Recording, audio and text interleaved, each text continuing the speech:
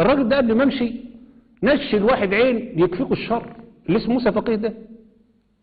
عشان ايه؟ عشان عملت لهم برنامج يقسم الجدول بتاع الاساتذه من غير ما يشكلوا، لانه كانوا بيعملوه يدوي فيقعدوا فتره طويله شهرين ثلاثه عشان يحققوا رغبه كل استاذ. فانا عملت برنامج على الاكسس بتاع برنامج كده يقسم التقسيم على حسب رغبات الناس، فيقوم مطلع الجدول في ثواني ويقوم مطلعه. فاديت له الجدول، قال انت شغال ايه؟ انت بتاع شريعه بتاع عقيده ولا بتاع استاذ كمبيوتر؟